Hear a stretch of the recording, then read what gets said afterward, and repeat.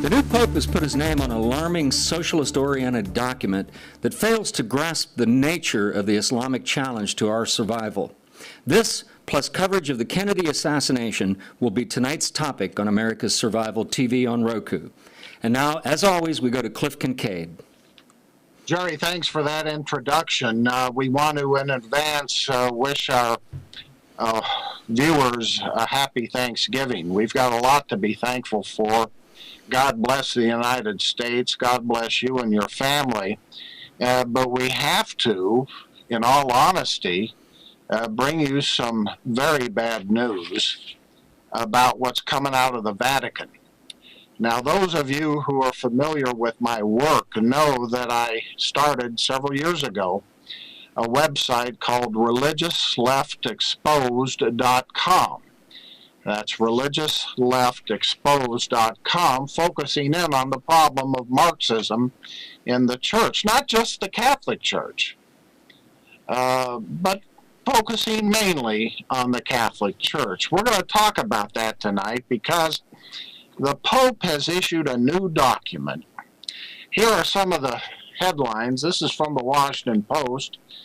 It says, Pope decries trickle-down economics. It describes this document as his most authoritative document written as pontiff. And it goes into some detail about what's in the document, saying the Pope, Pope Francis, showed a willingness to use tough language in attacking what he views as the excesses of capitalism. But look, I'm a media critic, I'm a media analyst, in addition to being a journalist. So when I see headlines like this, I thought, well, the Washington Post? Just because the Washington Post says there's something in it, that he's critical of capitalism, doesn't mean it's true. So, indeed, I spent several hours today reading over this document. It's 224 pages. And I recommend you go to the Vatican website and read it for yourself. We're going to talk about this document tonight. It's very, very worrisome. And then I do want to go into, as Jerry just said, a follow-up regarding several shows we've done on the 50th anniversary of the JFK assassination. Because I want to focus in on one book in particular that was issued that I've now read and I've dissected. The book is by somebody named Roger Stone, and it's called The Man Who Killed Kennedy, The Case Against LBJ. Now this book, as the name implies, insists that President Johnson is responsible for JFK's murder. Not only that, but that LBJ was a mass murderer. Roger Stone, the author, has been on several shows, and he said so in the book, that LBJ not only killed Kennedy, but killed 8 other people. He's a mass murderer. Well, we're going to take a look at this book, because in the final analysis, this book is a case study of Soviet or Russian or communist disinformation. But let's start out with the Pope. We do have a lot to be thankful for. But let me tell you, whatever church you belong to, get involved. We need some moral leadership from our churches.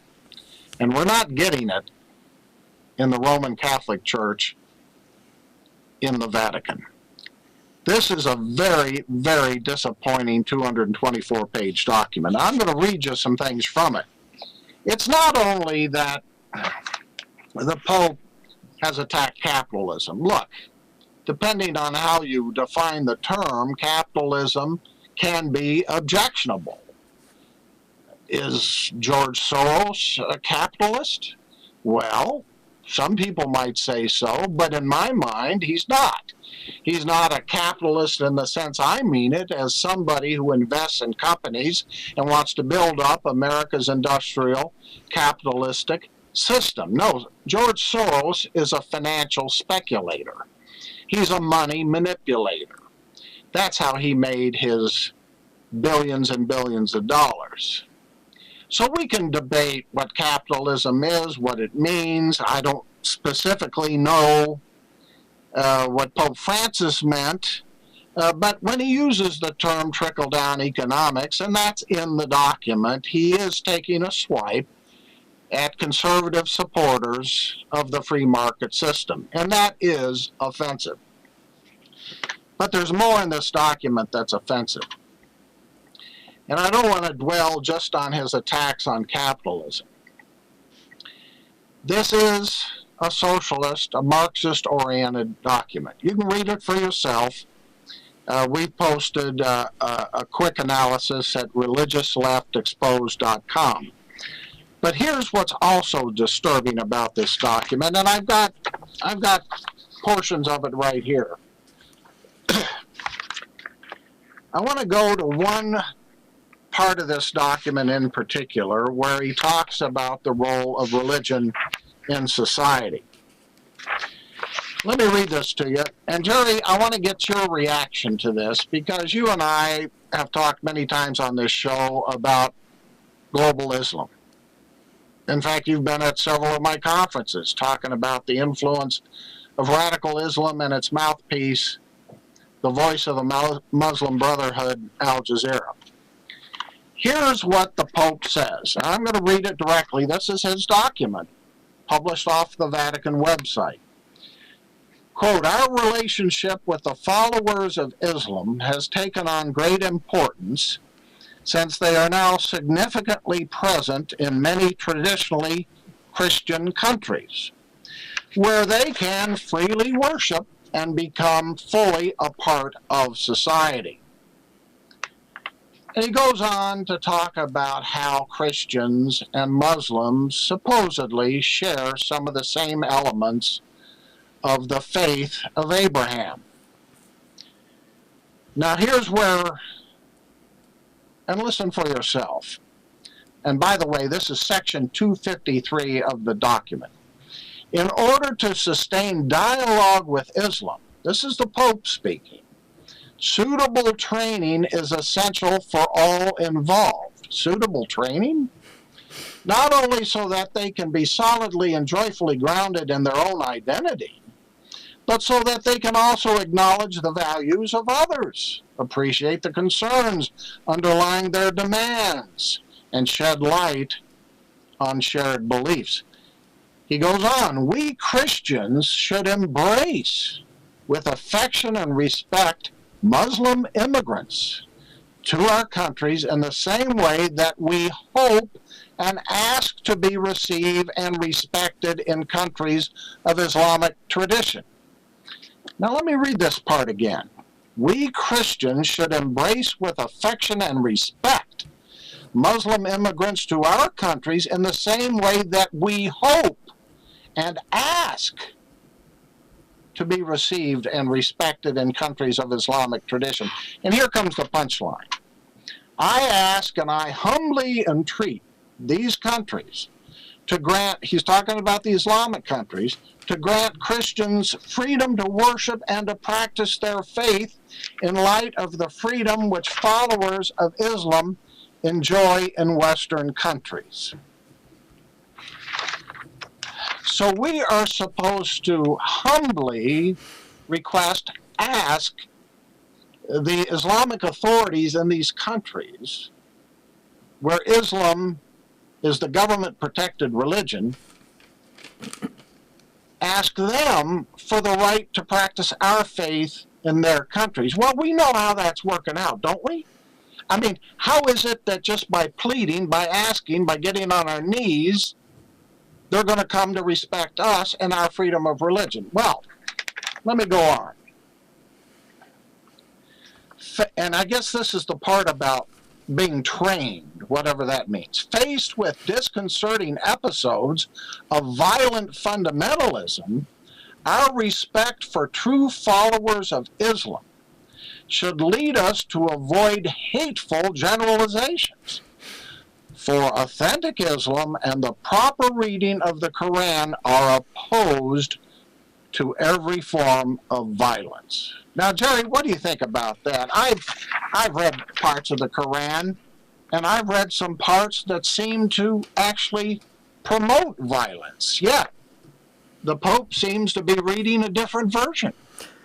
Yeah, Cliff, I'm just dumbfounded at this. I'm just kind of wondering what planet, the Holy Father is living on here. I mean, first of all, the word freedom, he kind of throws that around a whole lot. That is pretty close to being a dirty word in the fundamentalist Islamic circles. They believe that a person exercising freedom is functioning outside of the realm of what Allah wants for them. So freedom, if you like freedom, you don't like to submit. But, has he ever studied history? We've got in the West from the year 711, the Battle of Guadalete, there's been an on-again, off-again, mostly on-again jihad against the West. And so I guess what we're supposed to do, if I understand what you had read correctly, Cliff, is that we're supposed to give them the freedom to exercise their religion in the West, and in exercising their religion, they're going to impose Sharia law on the rest of us and be intolerant of the rest of us in hopes that they will give a little bit of freedom to the Christians. And it's almost as if we're begging for mercy.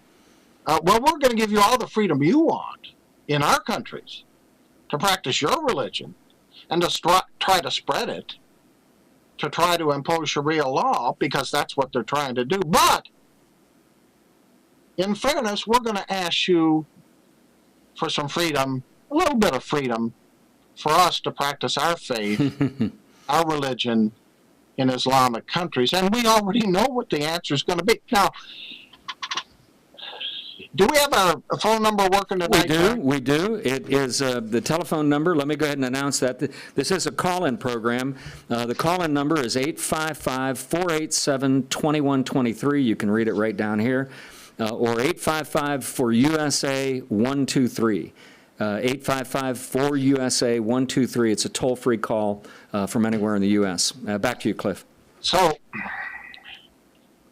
I'm sorry to have to report all of this to you on the eve of Thanksgiving, because at the current time we do have the freedom to worship, although parts of that are under assault.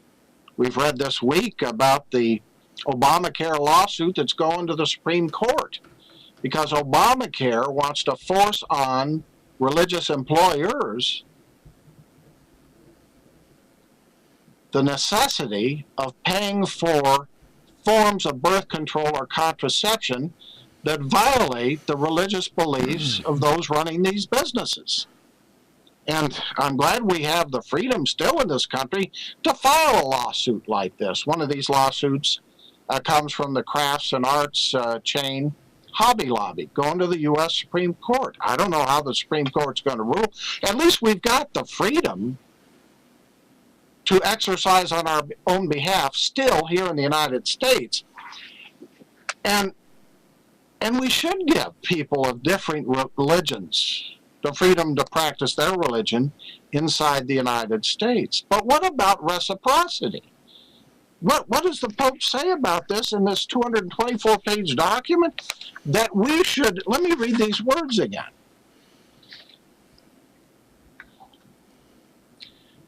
He says, I ask and I humbly entreat those countries, Islamic countries, to grant Christians freedom to worship and to practice their faith in light of the freedom which followers of Islam enjoy in Western countries. He's basically saying, look, we've given you, the Islamists, the freedom to practice your religion in our countries.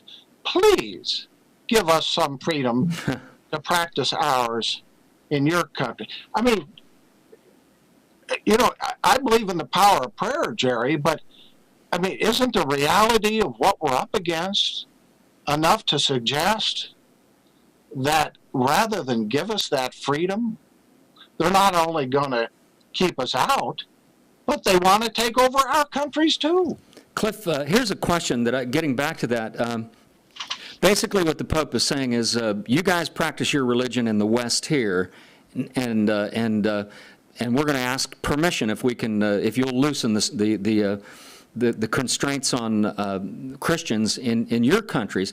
But part of fundamentalist Islam in practicing that religion is that if you blaspheme the prophet, if you blaspheme Muhammad, you get the death penalty. If you are an apostate, if you decide you want to leave the practice of fundamentalist Islam, you get the death penalty. So is the Pope saying that we should allow them to practice their religion and give the death penalty to people who blaspheme their prophet? And I would have liked to have seen the Pope speak out, as some Catholic bishops and Catholic priests here in the United States are doing, in defense of religious freedom here. Yeah, we have a degree of religious freedom here, but as I just said, regarding the Obama lawsuit, it's under assault here too. And the Pope should recognize that. Haven't the U.S. Catholic bishops filled him in on this? Now, the Pope, in attacking whatever he considers capitalism, trickle-down economics or whatever, he refers to it as a tyranny. As a tyranny. I think you made the point before we came on the air, Jerry. This Pope comes from Argentina. Now, that's not a great free country in our sense of the word, but it's certainly not comparable to Pope John Paul II, who understood what real tyranny was because he lived under communism. And I'm afraid this Pope, Pope Francis, doesn't understand what real tyranny is. You know, Cliff, there was a time when I remember Pope John Paul was a champion of real human rights. And the only discussion that I've heard from this Pope about what they even call human rights is when he addresses the issue of homosexuality.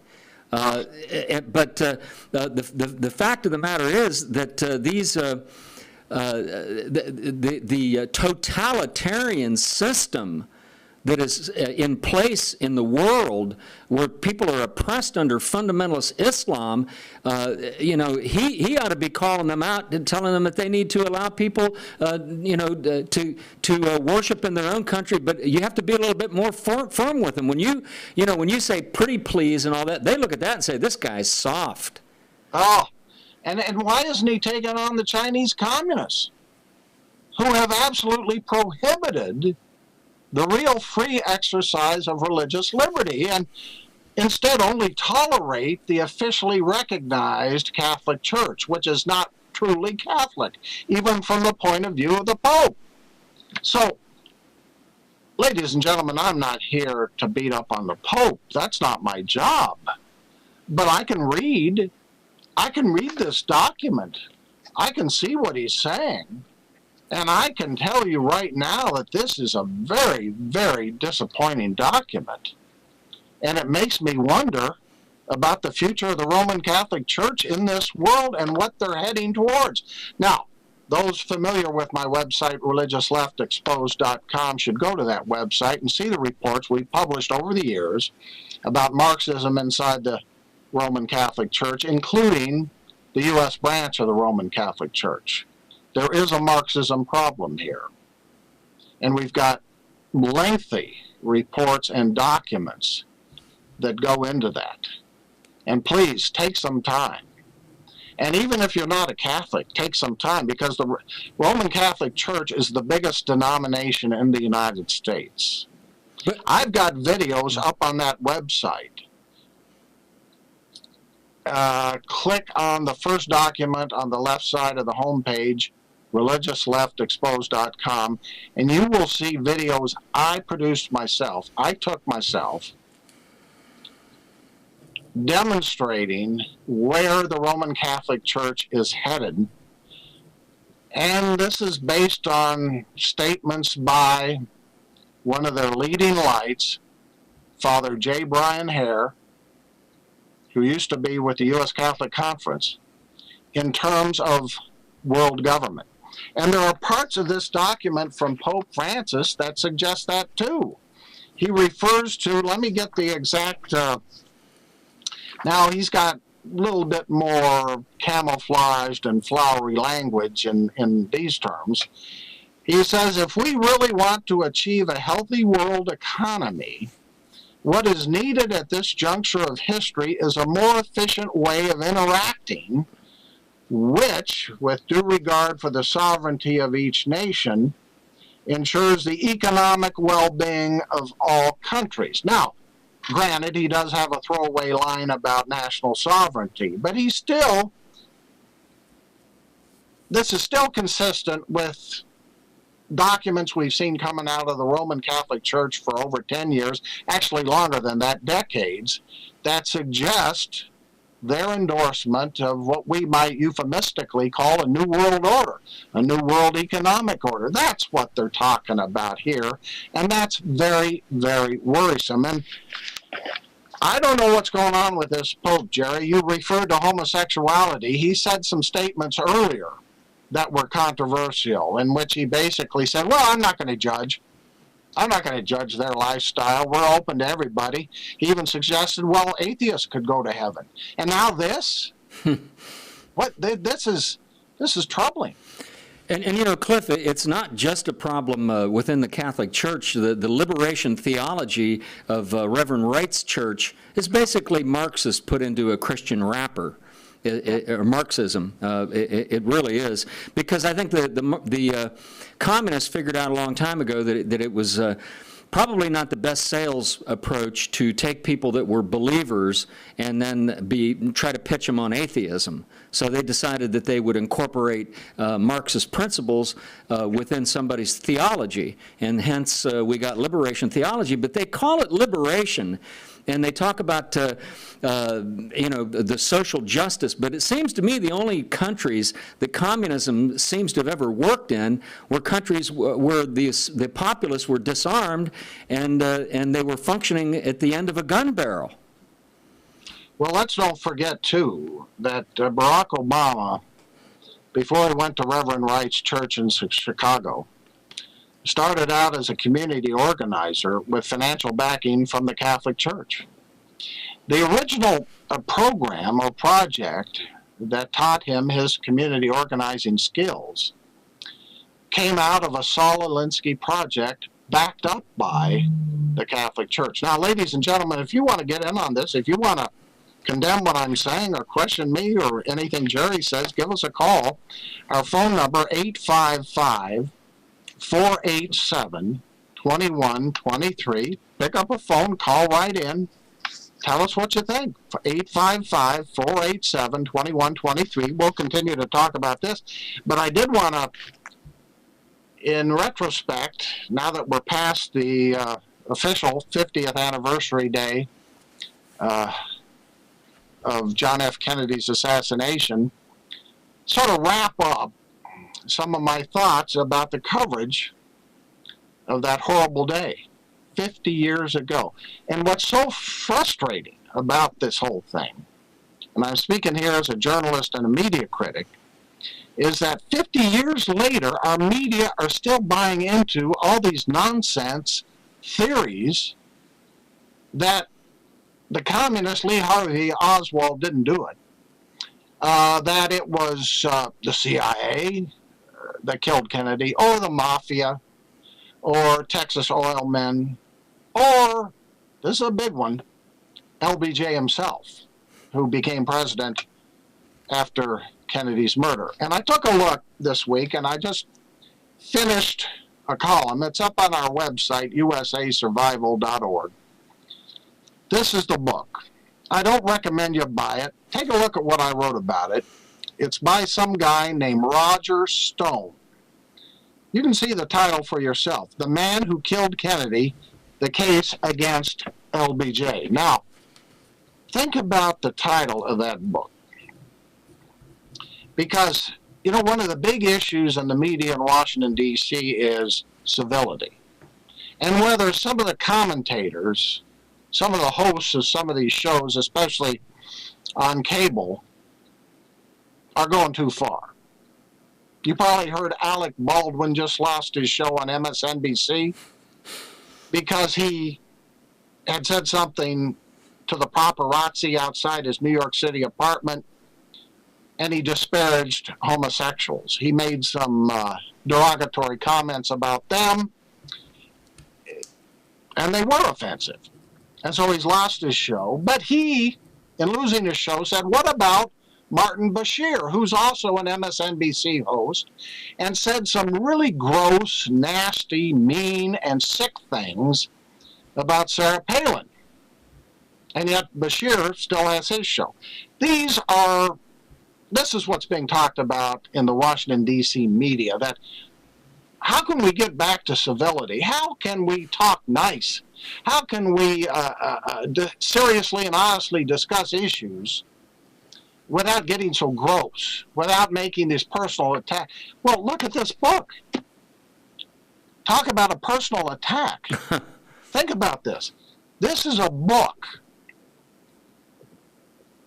This is a book that claims an American president, Lyndon Baines Johnson, engineered the assassination of another president, John F. Kennedy. And not only that, the guy who wrote it, co-wrote it, Roger Stone, has been on Sean Hannity's show saying not only did LBJ kill Kennedy, he killed 8 other people.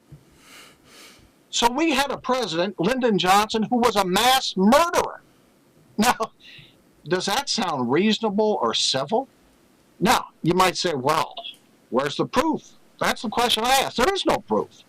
This book, and you can read my column for yourself, this book is based in part on the work of a communist journalist who was commissioned by the Soviet KGB to divert attention away from the communist connections through Cuba and the Soviet Union of Lee Harvey Oswald. And so they focused in on the CIA, the Mafia, Texas Oil Men, LBJ.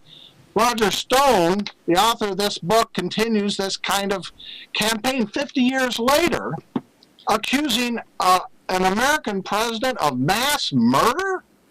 But guess what? This book, and I have the list of all the publicity, this book, this author has gotten favorable attention not only on Sean Hannity's Fox News program, he's been on Glenn Beck's The Blaze TV show, USA Today, The Daily Caller. I mean, I can go through a whole long, the Huffington Post. This is a book not being treated as some kooky fringe view, but as something worth considering. And I submit, ladies and gentlemen, this is a part of the problem with our media.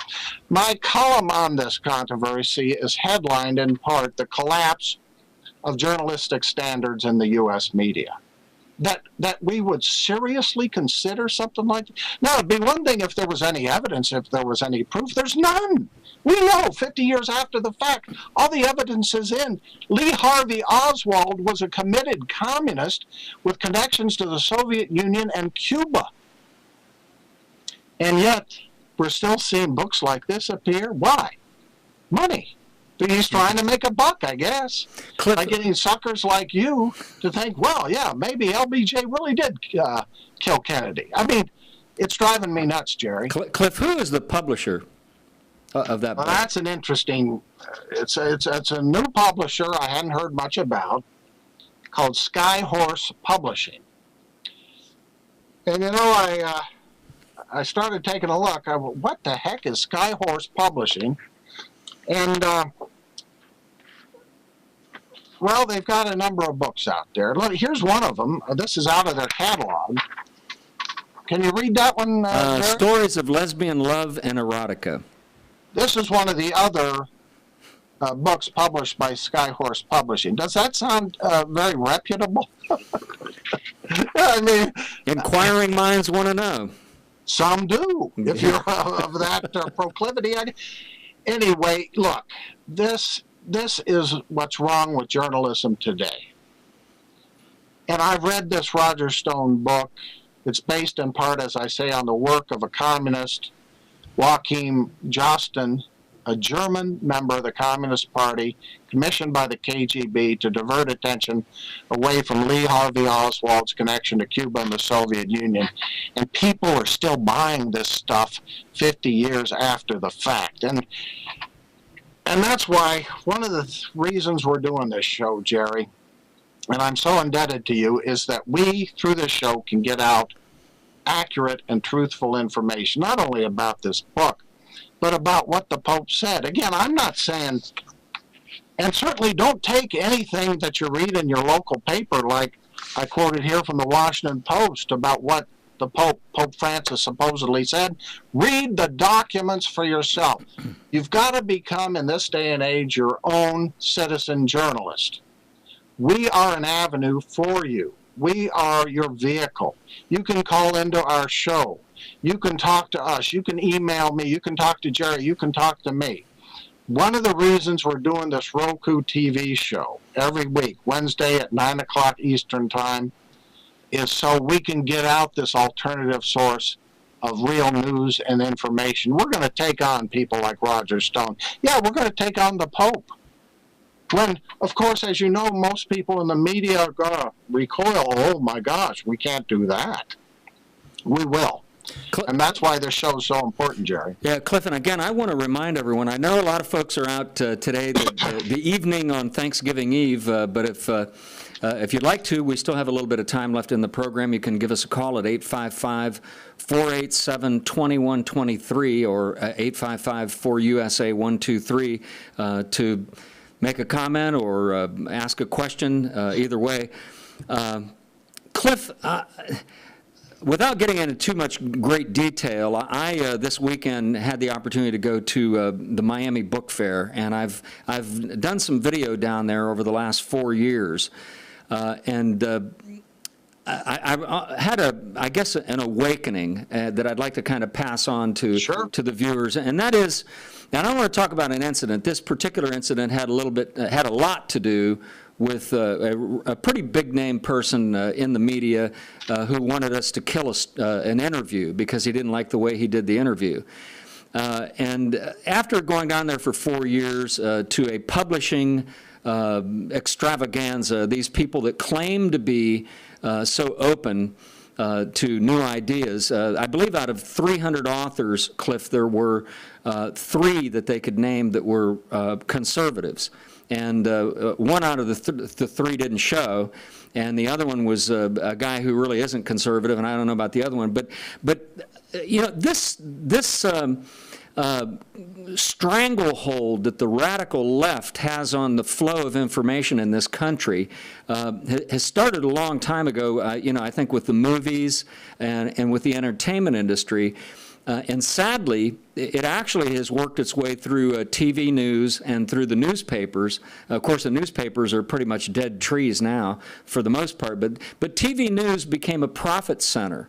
And so they do stories based on their radical left agenda, most of them, but then they also do them based on how many viewers they're going to get. So there's no relationship to the importance of a story and whether or not they'll air it. So we're basically dealing with the momentous events and the news stories that are happening as if they're a box of soap or something.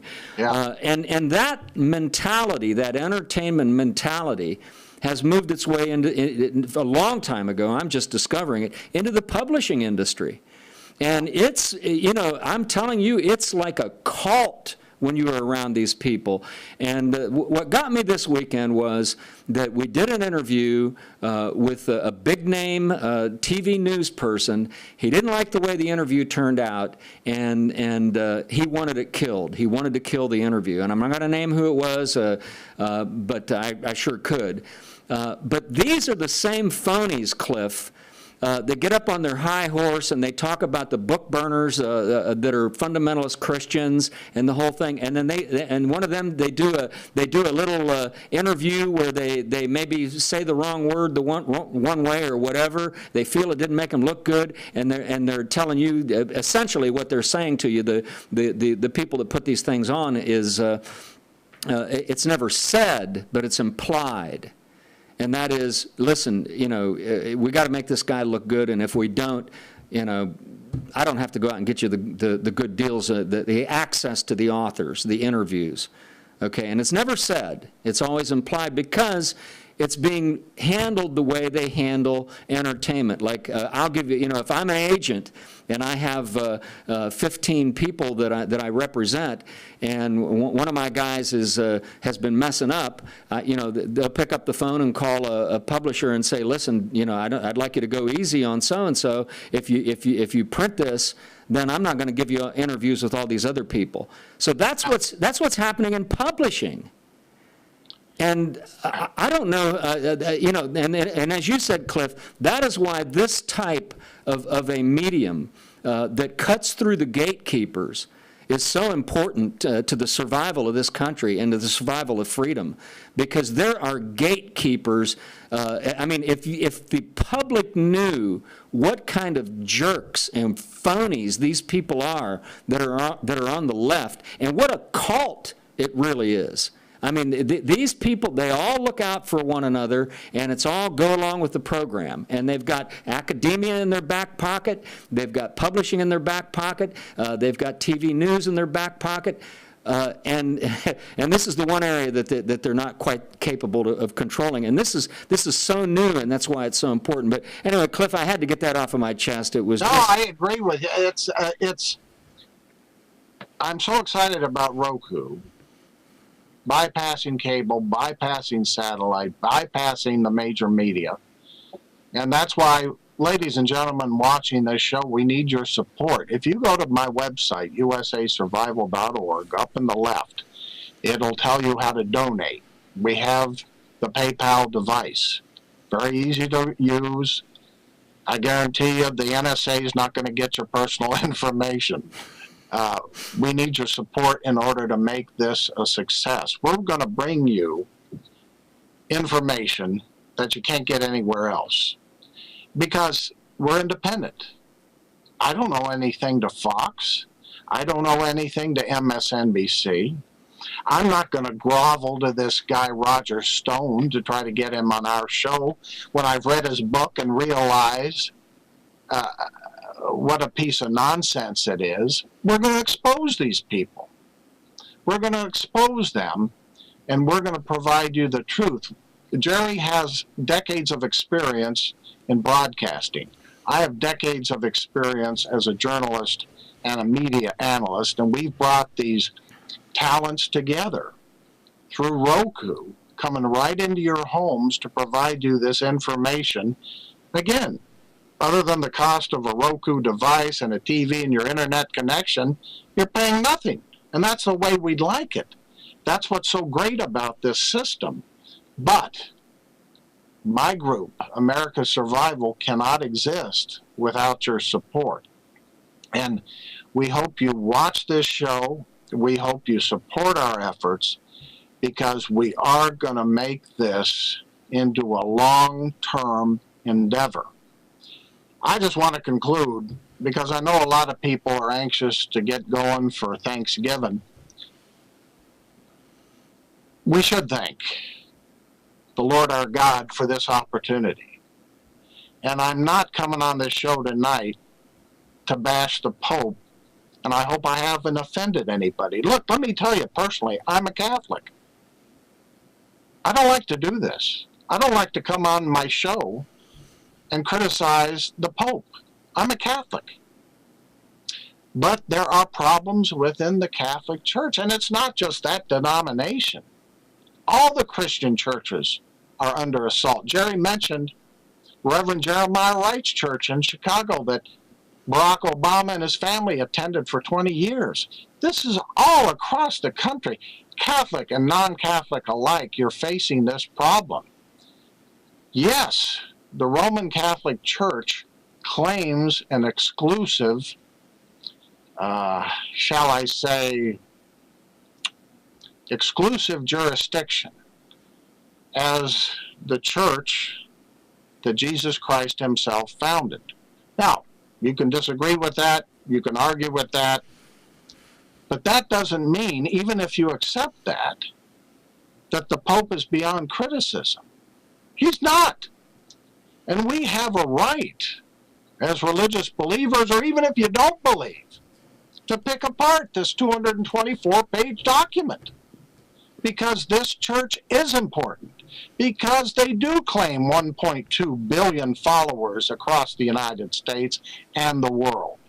Up against global Islam, which is even larger, and then, of course, the communist world to boot. We are in a struggle for power, a struggle for control of the world. And those of us who believe in freedom are not going to win. Pardon my language. If wimps like Pope Francis refuse to take on the enemy. And that's what he's done, or what he's not done in this document. We cannot plead before the Islamic terrorists who want to kill us saying, oh, give us a chance to exercise our freedom of religion and worship. That's not going to hack it. That's not going to do it. We're not going to be around. So this is a matter of America's survival. That's the name of my group. That's why I started it over 12 years ago. And Cliff, you know, I'm 62 years old, and I've lived through times where we've had very, very weak leaders. And I've been fortunate enough to live through times where we had strong leaders and people, not just strong in terms of their temperament, but strong in terms of their understanding of the world. Ronald Reagan being one of them, Pope John Paul being another, Margaret Thatcher being another. And we are not blessed right now with leaders that really understand the dynamics and what's going on in this world. In the White House, I mean, we have a weak leader, but we have someone who's naive, very, very naive. And I'm afraid that this Pope that we have, who takes such a leadership role in the world, I mean, 1 billion plus people, if he doesn't understand the stakes, and he doesn't understand the dynamics that are going on. And I'm afraid, I hope that it's just that he doesn't understand, because if you don't understand, maybe if you're confronted with the truth, you'll change your approach to things. So I'm hoping that he doesn't understand and that he possibly can learn. But the stakes are very, very high, and I think until we do get leaders who are understanding and stronger leaders, it's really upon each one of us to be strong and to double our efforts to do what we can do to preserve our Western freedoms and to preserve our way of life, because the leaders sure aren't going to look out for us, and we've got to get involved. The time for sitting back and watching television is long over. We've got to educate ourselves and get involved and you know, sound the alarm. And I hope, as you said, I hope in a small way we can do that, and we can pierce through the clutter that is out there. And again, again, this was rather profound for me this weekend, because what I discovered was that much of the public discourse that we have through publishing, these are really just products.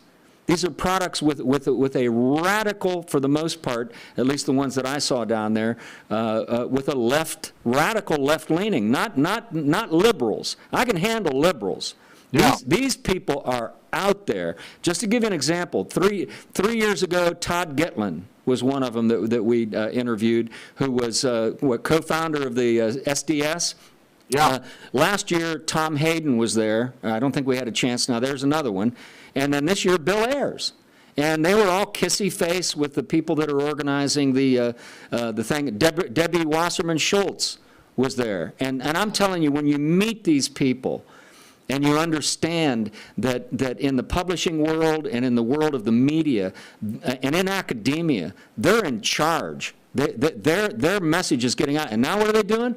Now they want to take over the only other institution we have holding this whole thing together, and that's our religion.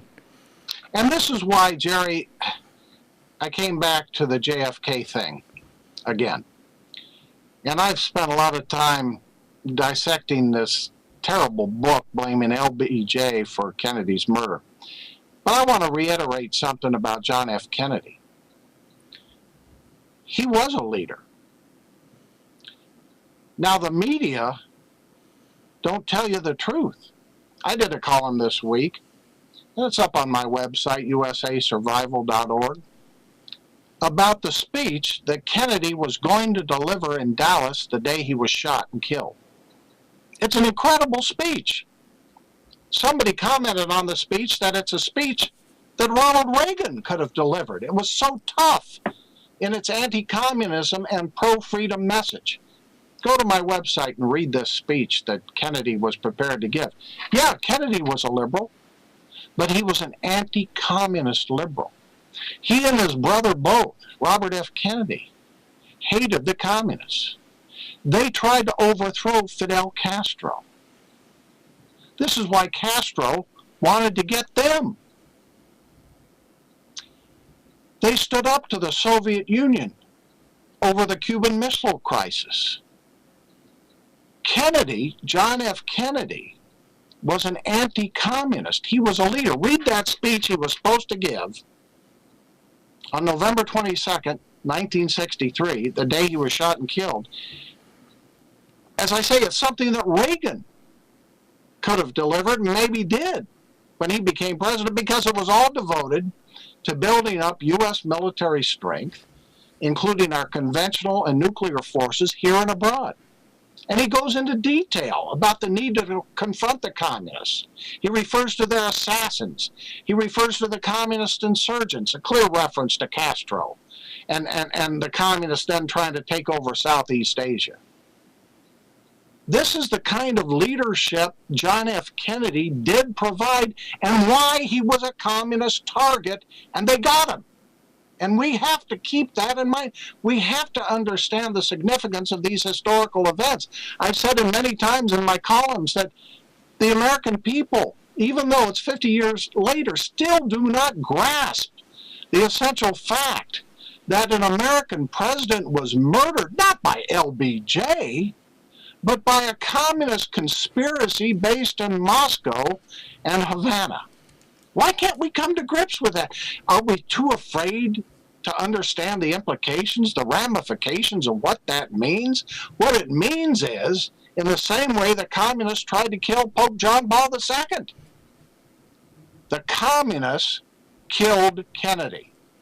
And 5 years later, a Marxist Palestinian, Sirhan, killed Kennedy's brother, the Attorney General, Robert F. Kennedy, then running for president.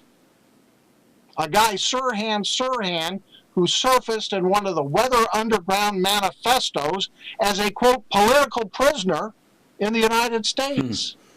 This is the Bill Ayers mentality, and as you point out, he goes on, he surfaces after bombing campaigns across the United States,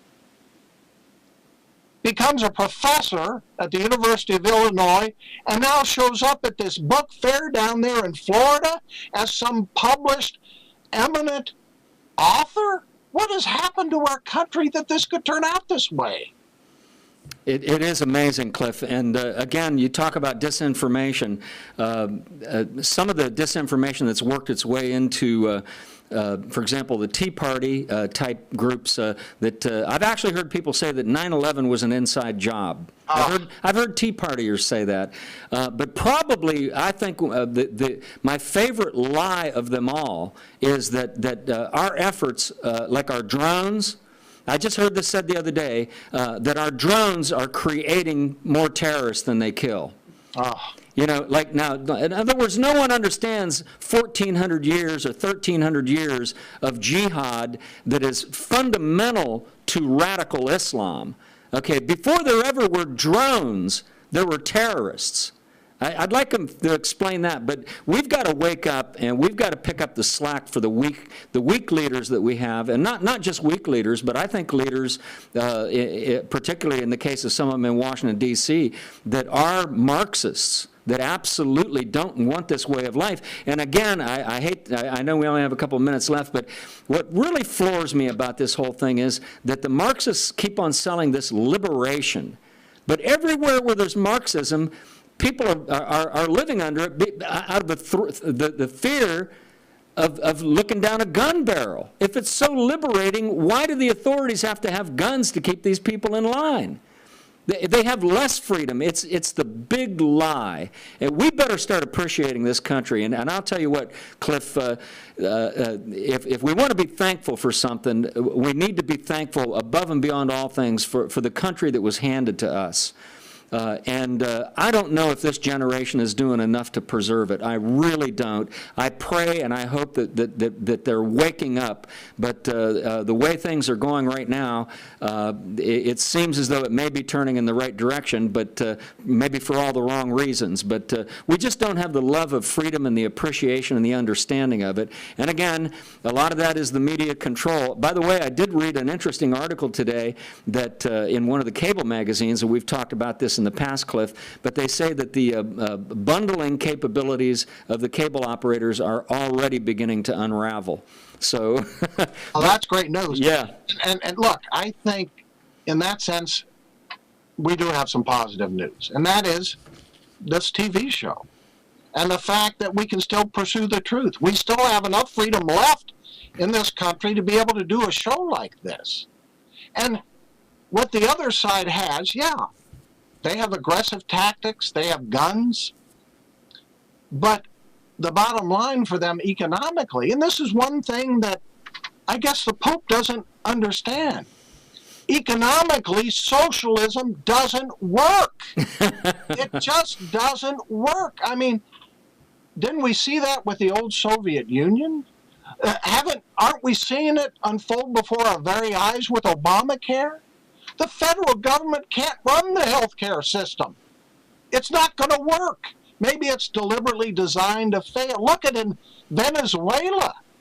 After, what, 8, 9 years of Hugo Chavez, who passed away a year or so ago, they have so many shortages of basic goods down there in Venezuela, people can't even get toilet paper.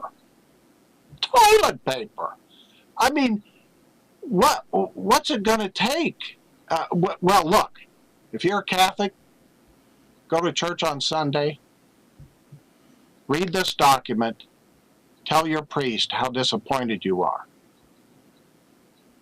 Get our churches to exercise some moral leadership and get involved yourself by supporting this TV show and being a participant. Okay. Happy Thanksgiving. All right. And on that note, we want to thank all of you for tuning in. We know that it's a busy time right now on this Thanksgiving Eve, but we want to thank Cliff Kincaid, as always, because without Cliff Kincaid, there wouldn't be a USA Survival. And we want to thank you for watching, and we hope that you'll support us. And see you again next Wednesday night for our live program, Wednesday night at 9 o'clock Eastern Time, right here on America's Survival TV. Thanks for watching.